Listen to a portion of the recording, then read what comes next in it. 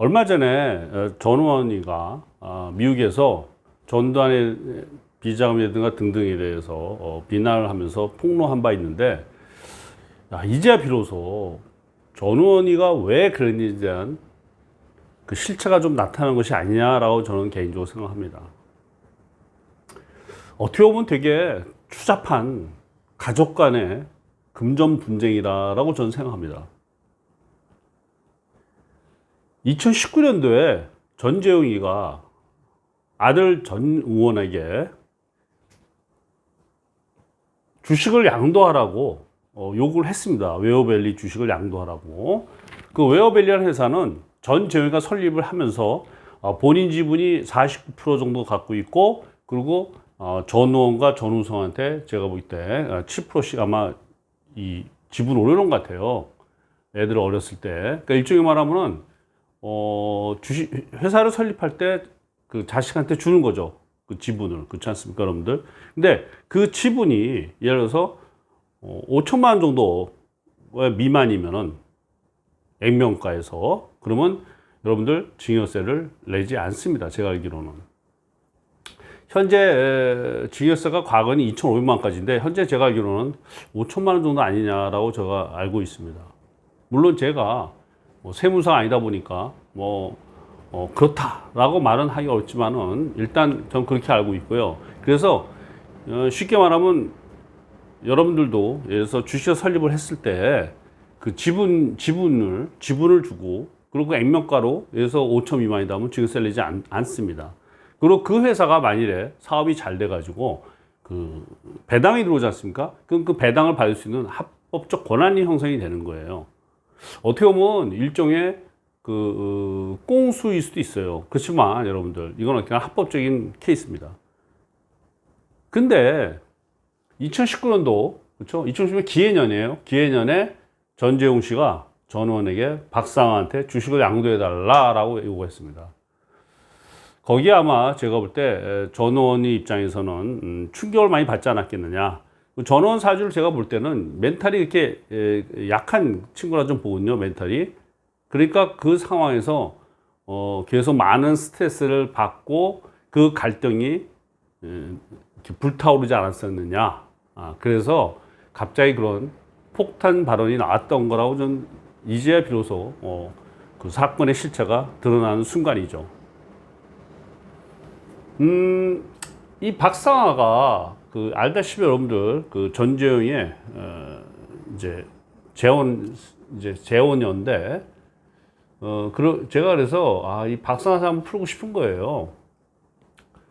여러분들 이번에 웨어밸리 주식 가압류가 신청했는데 그것이 법원에서 인용이 됐습니다. 그 가압류의 그 근거는 뭐냐면, 박상아가 전우원한테 유학자금을 4억 8천만 원을 빌려줬으니 자, 갚아라라는 얘기입니다. 갚아라. 그러면 현재 그 뉴스에 의하면은 웨어밸리 전원 소유한 주식의 지분값이 한 4억 정도니까, 그렇죠? 당연히 법원에서는 신청을 인용할 수밖에 없는 거죠. 법적으로 본다면은 박상아가 맞다, 이긴다고 보지만, 인간적으로 본다면은, 그리고 우리 사회의 통념상 부모 자식 간의 관계를 본다면은 이건 있을 수 없는 일인 거예요. 한마디로 있을 수 없는 일이다. 여러분들이 자녀를 말입니다. 예를 들어서 유학을 시켰어요. 또는 국내 대학을 진학시키면서 여러분들이 합빌될 수 있지 않겠습니까? 그렇지 않습니까? 근데 그 부모가 그 자식을 상대로 학비를 꿔준 거니 갚아라 하고 소송을 거는 거랑 똑같은 얘기입니다. 과연 우리 시청자분 중에서 과연 어느 정도의 포션으로 과연 그런 짓을 할 수 있을까라고 여러분들 한번 생각해 볼 수 있습니다. 그렇죠? 쉽게 할 수 없는 짓이죠. 그러니까 법적으로 맞다, 빌려줬으니까. 그렇지만 그거를 갚으라 그러고 그 소유에다가 가압류 친다는 것 자체는, 이거는 아무나 하기 어려운 행동이다라고 저는 개인적으로 생각합니다. 아무나 하기 어렵다. 아마 여러 가지 의견이 있겠지만, 여러분들 입장에서 생각해 보실 때 내가 자식한테 유학을 보내고 나서 그리고 그 자식의 아파트에다가 압류 친다. 그렇죠? 왜? 갚아라. 자, 여러분들 이런 게 있어요. 아마 돈을 보낼 때 이제 돈을 이렇게 유학 자금을 대주지 않습니까? 그럼 그 자체가 채권처만 형성될 수 있는 거예요, 여러분들. 제 생각에는. 한마디로, 난장판이 된 거죠. 근데 박상아의 그 이유를 보면요. 패륜적 행동을 했다라는 것이 이유로 나오는 거예요. 그러니까 뭐 뉴스에 보면 이제 괘씸죄다 뭐 이렇게 생각할 수 있는데 저는 그게 아니다라는 생각이 드는 게 이미 그 주식을 달라고 한 거는요. 벌써 2019년도 4년 전 일이었던 겁니다. 4년 전. 그러니까 전 의원이의 최근 기타 자기 집안에 대한 어떤 그런 거 이전에 이미 주식을 내놓으라고 했던 거였죠. 내놓으라고. 이거는 여러분들 제가 볼 때 역시 이 전재용 일가의 아주 잘못된 행동이다 이렇게 봐요. 법적으로는 박사가 이기죠, 당연히. 그렇지 않습니까? 돈이 나갔으니까 달라는데. 그래서 너 돈 없으니까 주식으로 뺏어가겠다는데. 뭐 법적으로는 맞아요. 그렇지만 윤리적으로, 도덕적으로, 그리고 우리의 그 어떤 그 가족이라는 개념에서 볼 때는 말도 안 되는 짓인 겁니다, 여러분들. 자, 이 재판이 과연 어떻게 흘러갈지. 자, 제가 다시 한번 얘기하지만 법적으로는 이길 거다. 그렇지만 그 이기는 과정에서 험난할 거라고, 여론이 험난할 거라고 저는 개인적으로 생각합니다. 예, 한마디로 그 막장 드라마를 보는 것이 아니겠느냐. 박상아 사주를 풀어보냐. 그래서 여러분들 이 사주를 보면 왜 이런 짓을 할 수 있는지 저는 알 수가 있어요, 개인적으로. 아, 이런 짓 능히 할 여자다라고 보는 이유가 뭐냐면요. 임수일간이 옆에 편제가 이렇게 있고요. 이게 이렇게 불바다입니다, 이렇게. 그럼 이 사주는 뭐다? 돈이 최고다라는 거예요. 머니가 최고다. 모든 그 가치관의 판단은 바로 편제를 따라간다는 거예요. 모든 가치관의 판단은 편제를 따라간다. 그래서 이 사람의 사주에서는요, 첫째 무관사주예요, 무관. 그렇죠? 무관사주의 무인입니다. 관도 없고 인수도 없어요. 그러니까 남을 배려한 마음도 없고 선량한 마음도 없는 거예요. 자기밖에 모르는 그런 형국인데 그 자기밖에 모르는 것이 어디로 간다? 편제를 따라간다 이 얘기예요. 그러니까 되게 이렇게 편제가 발달한 사람들은요, 돈에 지나칠 정도로 집착을 하는 겁니다. 예. 근데 다만 아쉽게도 박상아 사주를 보면은 이 편제 자에 이게 좌우충이 돼요, 이렇게. 좌우충이. 그래서, 돈을 쫓아가다 보면은 삑사리가 나는 확률이 많다라는 걸 우리는 알 수 있습니다. 예. 그래서 한여름에 태어난 임수이기 때문에 용신은 뭐로 쓴다? 조우용신은 금수로 가는 거예요, 금수로. 업부용신도 마찬가지로 임수 신약사주이기 때문에, 임수 신약이기 때문에 똑같이 금수가 되는 겁니다. 인수 비겁이 용신이다. 이렇게 봐야 될 것 같아요. 한마디로 돈돈돈 하는 사주예요. 제가 볼 때. 박상아 사주는 돈돈돈 하는 사주다. 이렇게 보고, 여기 보시면요. 여기 이렇게 보시면 알겠지만요. 이 사주 보면 결코, 자, 데뷔를 언제 했냐면요. 데뷔를. 이 갑진되면서 데뷔를 한 거예요. 그러니까 쉽게 말해서 임수가 식상이 올 때 연기력, 표현력이 뛰어나서 배우로 데뷔를 하게 된 겁니다, 여러분들. 배우로.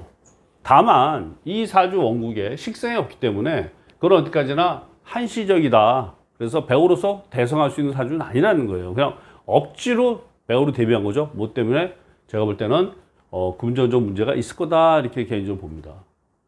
자, 두 번째, 여기 사주에서 박상아가 32에 결혼을 했어요, 전재용하고. 그러면 여러분들이 철학관이라는 데서 많이 착각하는 게 뭐냐면요. 여자 사주에 관이 올 때 남자가 온다고 해요. 관이 올 때. 아니, 그렇지 않습니다, 여러분들. 자부지세에서는 관은 이제 일이라든가 어떤 사업을 얘기합니다. 오히려 여자한테는 뭐가 온다? 식상이 올 때 남자가 들어오고 결혼을 하는 거예요. 왜냐하면 임수의 식상 때보다 이게 자식이 생기는 거예요, 자식이. 근데 자식 혼자 낳는 건 아니지 않습니까? 그래서 여러분들이 우리 딸 자식의 결혼 시점은 언제다? 식상에서 결혼시켜야 되는 거예요. 식상에서. 그러니까 마찬가지로 박상아가 임수인데 그럼 식상에서 자식이 나오니까 그때 결혼하는 거죠. 바로 여기 묘에서 결혼한 거예요. 정확하게. 사주대로 정확하게 묘에서 결혼했다. 그리고 이 묘는 또 도화가 되는 거예요. 도화가. 그래서 수생목 쭉 빠지면서 나름대로 그때 그 결혼을 할 수밖에 없지 않았었냐, 저는 개인적으로 생각합니다. 그래서 이 묘에서 결혼을 했어요. 이렇게 묘에서. 자, 다시 한번 여러분들 키포인트가 뭐죠? 여자한테 결혼은 관이 아니고 식상이라는 걸 다시 한번 여러분들이 키인마인드 하시길 바랍니다. 예. 그래가지고 현재 지금 여기 인에서요. 인이 나오면 안 좋습니다, 여러분들. 인호화국이 돼 버려요. 그래서 아마 모르긴 몰라도 인에서 금전적으로 조금 애로사항이 많았다고 봐야 돼요. 안 좋은 일이 많았다. 제다 신약에서는 재가 올 때 안 좋거든요. 그래서 이때 벌금을 받았어요, 박상아가. 벌금을. 그러니까 인해서 안 좋았던 거죠, 벌금을. 그러고 나서 이제 45세 되면서 조금씩 이제 풀려가는데, 지금 현재 축대운입니다, 축대운. 축이면 어떻게 되죠? 자축, 이렇게 되죠? 자축 뭐가 돼? 합토가 됩니다, 토가. 그러면은 지금 이 오화, 돈이 항상 좌우축 깨져 있어서 문제가 많았거든요. 그러니까 돈이 되려고 하면 안 되는 거야, 삑사리 나고. 근데 여기서 자축이 합으로 딱 잡아가니까 오화가 살아나면서 돈복이 생기는 거죠. 박상아는 돈복이. 그래서 48세부터 다시 한번 돈복이 들어오면서, 그렇죠? 이 얘기는 또 뭐냐면 돈복도 되지만요, 돈에 대한 욕심이 무한대라는 거예요. 무지하게 발동을 한 거예요. 이 좌우축 때문에 삑사리 났는데 이제 이 문제와 자가 축이랑 합을 쳐서 딴 데로 흘러갔기 때문에 이제 돈이 욕심도 하늘을 찌를 수 있는 겁니다. 그리고 나름대로 좌우축이 사라지니까 괜찮은 거죠, 운 자체는. 그래서 제가 볼 때 계속 돈돈돈 했을 거라 봐요.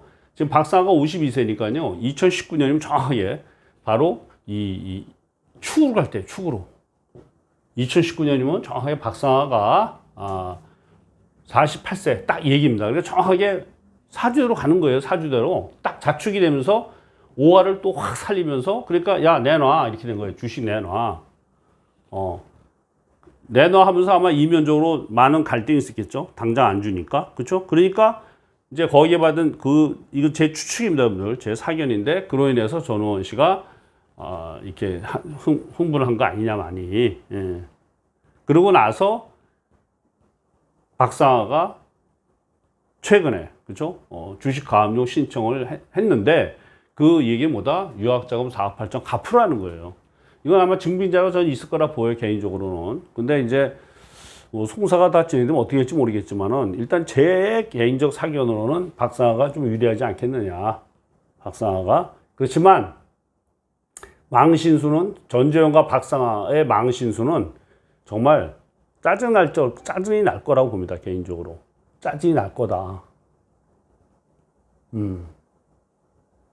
참 웃기는 얘기예요, 여러분들. 그렇지 않습니까? 전재용도 웃기고, 박상아도 웃기고. 아니, 지금 이제 비로소 사회 같이 진출했는데, 먹고, 본인도 전원도 뭔가 일을 해야 되지 않겠습니까? 근데 그 상황에서 마지막 남아있던 아마 재산도 뺏은 거죠, 쉽게 말하면. 뭐로? 유학자금 갚으라로. 이거는요, 빌리는 갚으라니까 말은 되지만, 여러분들 제가 다시 한번 강조하지만, 이건 있을 수 없는 일인 거예요, 여러분들. 여러분들의 자식을 여러분들이 유학시키고 나서, 그 자식의 재산으로 여러분들이 압류치고 들어간다는 얘기거든. 그렇지 않습니까? 터무니없는 짓을 했다, 박상아는. 왜 그러냐? 이 사주 때문에 그래, 사주 때문에. 돈에 막 눈이 뒤집혔거든요, 돈에. 그리고 자, 무관이잖아요. 남 배려 안, 남 신경 안 써. 몰라. 무대뽀야, 이 얘기입니다, 무대뽀. 무대뽀야, 나는. 이 얘기예요. 그리고 뭐야, 인수가 금이 하나도 없잖아요? 그쵸? 그러니까 선량한 마음이 없어, 이런 거예요, 이게. 이 친구가. 돈밖에 모른다.